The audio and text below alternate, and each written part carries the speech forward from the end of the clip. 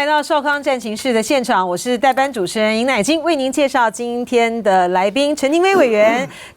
张启凯委员、唐湘龙啊，美玲委员啊，永平副市长，还有我们的思刚议员。好，下个礼拜2啊，11月5号就是美国的总统大选，现在选情啊就厮杀的非常的激烈啊。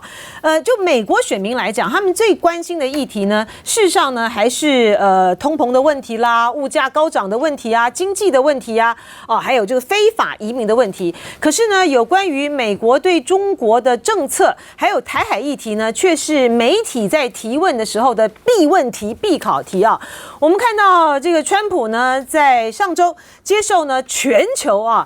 最多人看的 Podcast 的访问的时候呢，他又在说了啊，台湾呢批台湾呢偷了美国的晶片生意啊，然后呢就说呢台湾呢应该付美国保护费，他还讲了说黑帮不都会付保护费吗？所以台湾呢也应该付保护费啊。然后他在这个访谈的时候呢，他还称赞了这个习近平啊，他说习近平呢是很聪明的家伙，是以铁腕呢来掌控14亿人民啊。之前的时候呢，川普呢在接受访问的时候呢，也是被媒体问到，就是如果台海之间发生战事的话，他会采取什么样的态度？他很有把握的说啊，在我任内呢不会发生了哈。这个他很有办法呢对付习近平啊。可是呢，虽然说有关于台海的问题呢，看起来其实不是美国选民呢最关注的议题，但就像我刚才讲的，它不但是一个必问题啊，而且呢是在现任的这个美国总统呢，川普呢，他在这个选前的时候又大动作的采取了一个对台湾军售的姿态啊，这个是拜登的任内呢对台湾的第17度军售。重点在于是不管是就金额的规模来讲呢，是超过以前有19.88亿美元，而且在内容，它这一次呢出售给我们呢先进地对空防空飞弹系统啊，这个的内容呢跟过去的军售台湾的项目呢，以这种后备啦、后勤的那种支援啊、维持呢是差异很大的啊，是台湾呢真正需要的，也是美国呢一再强调的，就所谓要跟大陆呢进行的是一场不对称作战。为什么美国要这样子做啊？当美国拜登政府呢宣布对台湾军售的时候呢，我们可以想见啊，大陆的外交部还有国台办呢都发表了严厉的批评。国台办的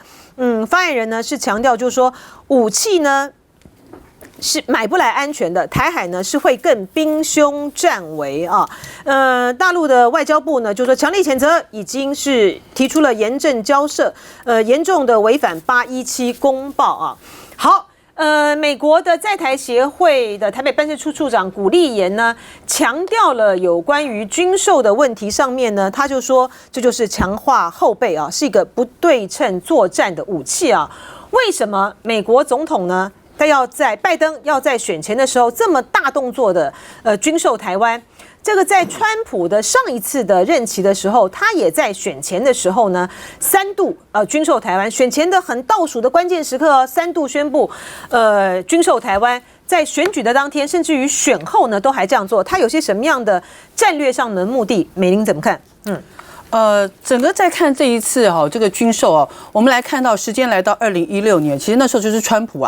他陆续开启了11次对台的军售，那也可以说是从那时候开始起，高达6700多亿的对台军售的一个价格那开启了这个对台军售的一个常态化我想这一次的整个这个军购，我们可以看到，或许我认为第一个。这么大的一个军购案，可能我觉得也是在对中国的一个压制，或者是有没有这个挑衅的一个想法在里面，在美国。那第二个呢，也就是说我们看到川普不是都是在提说将来台湾要交保护费什么什么等等的。那我觉得今天拜登这样的一个军购案，某种程度是不是也在稀释川普要交保护费的这种说法？意思就是说我在的时候，我也是会这个赚台湾的钱那第三个，我想这个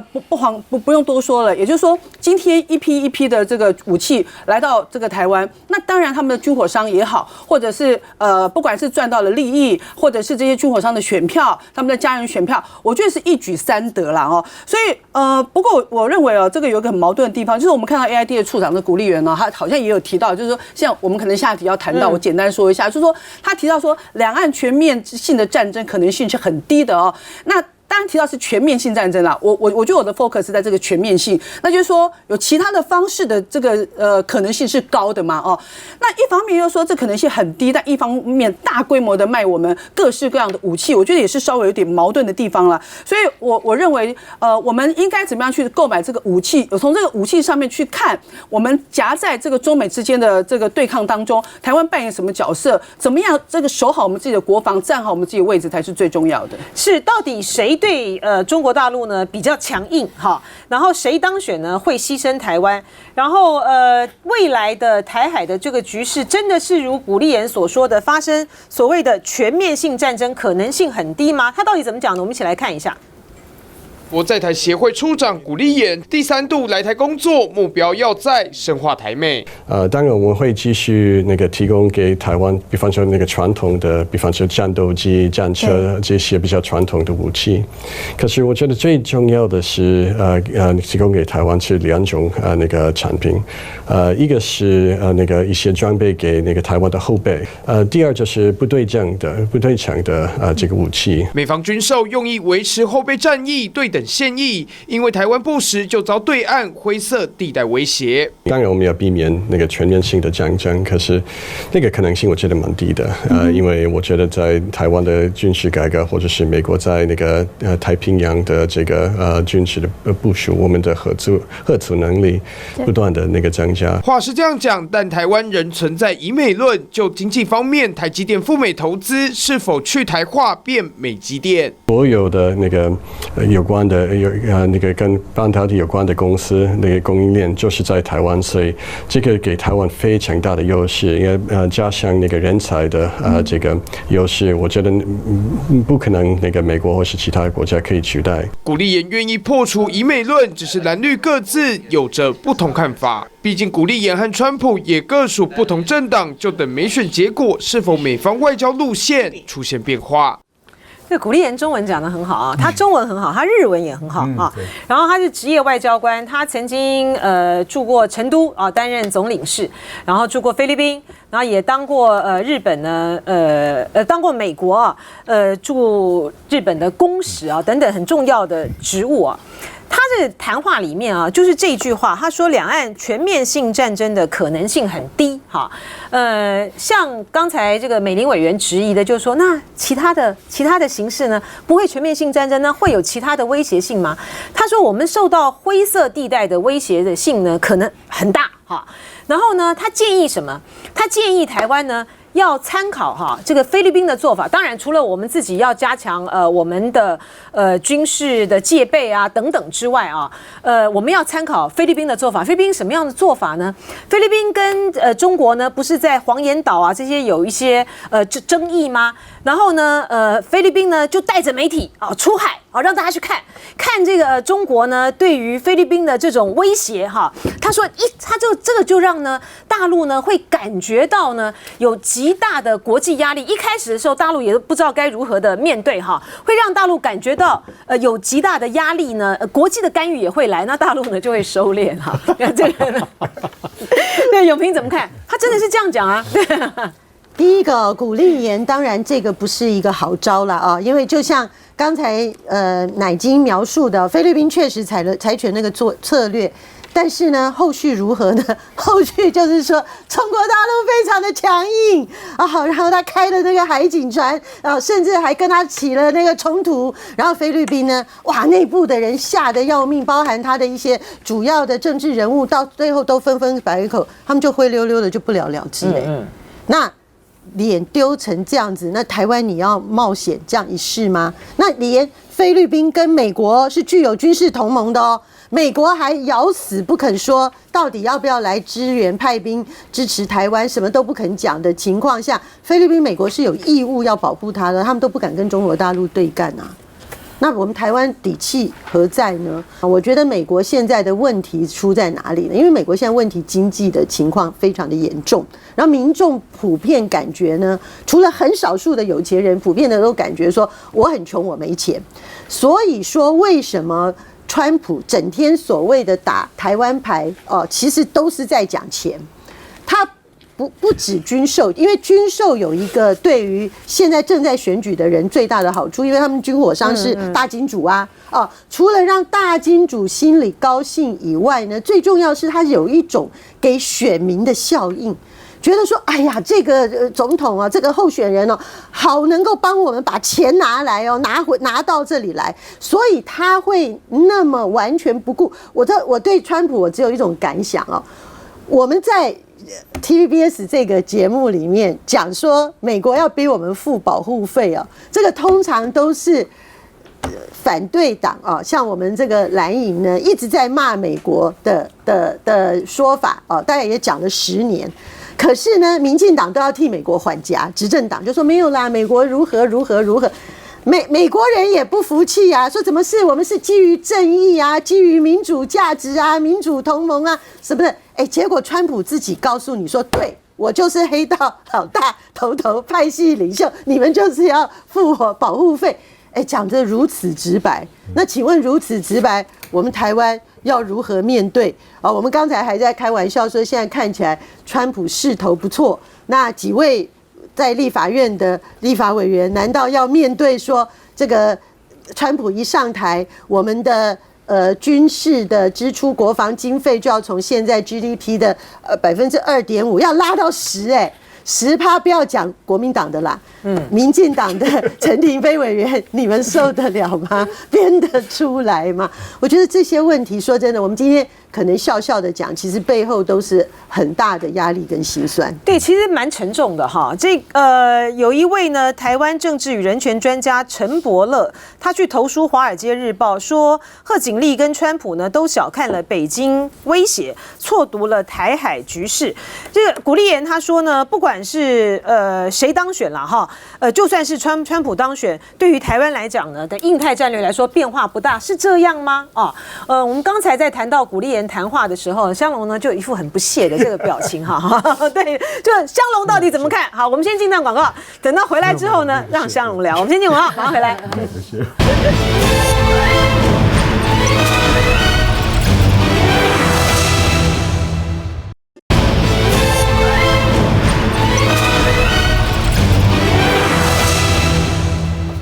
好，欢迎回到少康战情室的现场啊！我们刚才谈到呢，美国在台协会台北办事处长古立言啊，他的谈话很重要的原因呢，就在于是说，他其实今年呢年中间的中啊，5月多6月才上任啊，就算是未来的美国的总统选举呢，是川普当选哈。在短期之内的话呢，美国应该不太会去更换这个人选啊，像古立言这样子的职业外交官，然后在台海的这个局势，除非有一些很重大的变化啊，美国需要做一个全盘的布局，否则的话呢，应该是到最后的这个阶段才会想到去动台北办事处处长人选的这样子的一个政治任命啊。那他对于未来呢，两岸之间呢，不太可能发生这个全面性的战争的这样子的一个政治判断，还有要台湾呢去学菲律宾的做法，香龙怎么看？他讲的有一点我是同意的，我也不认为两岸之间发生大规模军事冲突的可能性是高的，但是这个不高，跟美国的做法或者跟台湾的防御的姿态没什么关系，那是在习近平的一念之间，是他不想动手，他不想打。所以就不会打，但是能力没有问题，意愿对他来讲有比在这个时候，即使是赖清德上来，即使话都已经讲到已经过了红线非常远了，但是大陆方面来讲呢，仍然采取一种吞忍的态度，就是他在某些的战略准备上面还没有做好，还需要一些时间，譬如说他的福建舰。他的福建舰海试还没有完成啊，还没有集战力。第二个就是他现在的经济，还有一些的难关需要过。这些从一个总体的中国的国家发展战略的角度来讲，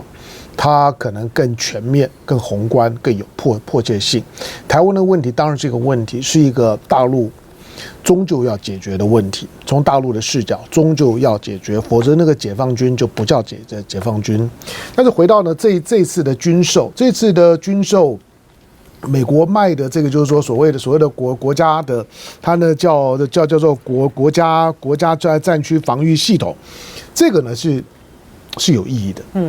有意义就是说，第一个，它才在乌克兰战场当中呢有即战力，表现的可以。第二个就是说，这个系统本身虽然前面用的那个 N 呢是 national， 那个是美国的用法，但其实呢，它原来的意思呢并不是 national， 它是 Norwegian，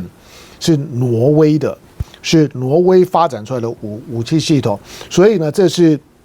因为它跟美国用联合开发的形式，所以台湾呢买到了挪威所开发出来的防空系统。第三个就是说，台湾人看这套系统的时候，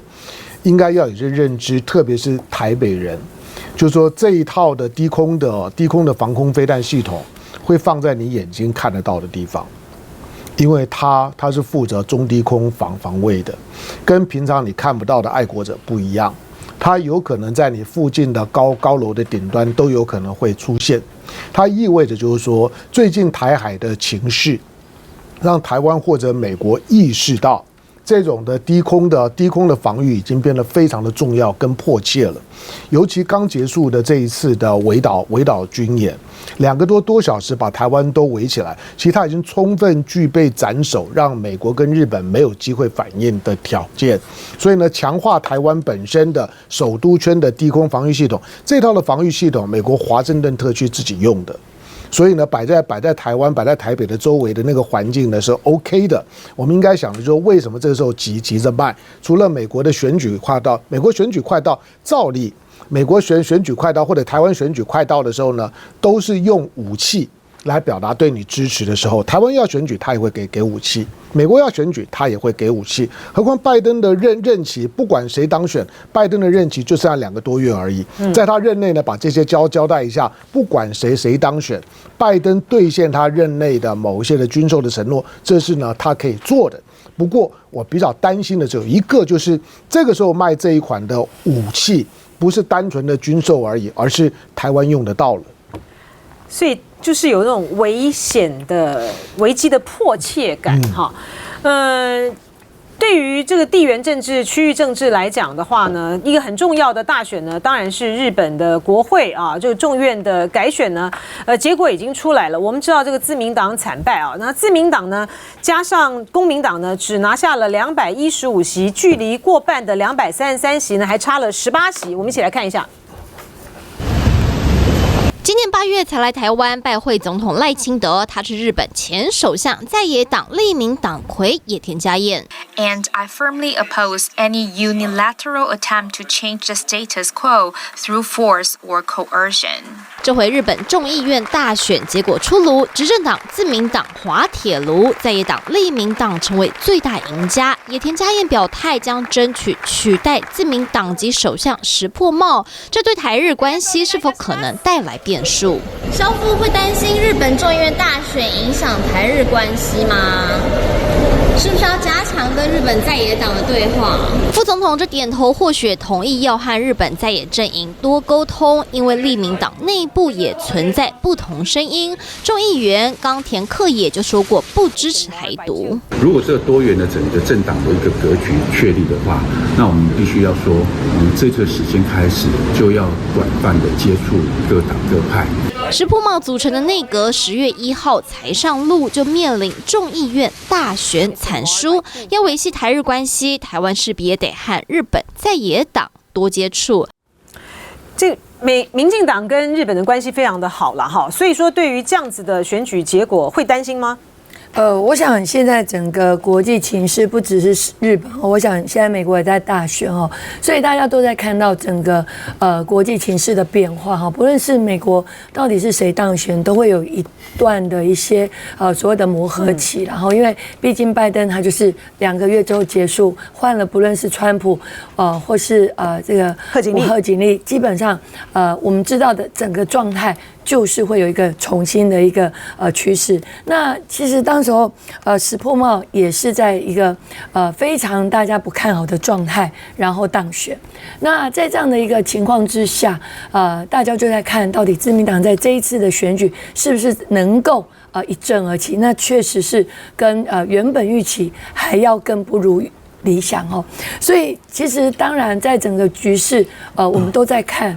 虽然台湾基本上跟日本的关系其实是会比较密切一点，可是它的一个整个政经情势的变化，尤其不是政治的不稳定，也会影响到经济的不稳定，影响到经济不稳定，也一定会影响到全世界的一些所谓大家经贸互动的关系哈，所以现在大家都在看美国在马上完成的一个美国大选，还有日本现在的一个动荡，我相信绝对都会影响到整个国际情势。是这次的自民党的惨败啊，在之前的时候，民调呢就显示出来说，自民党这一次呢，恐怕呢就是凶多吉少，就选举结果也是如此啊。它反映出来的一个结果就是，日本的选民他对于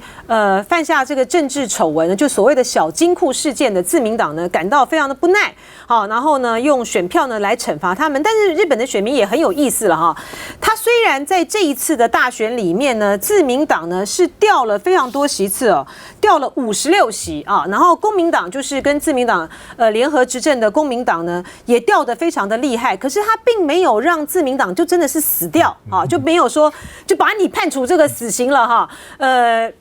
就算是立宪民主党呢，他拿下了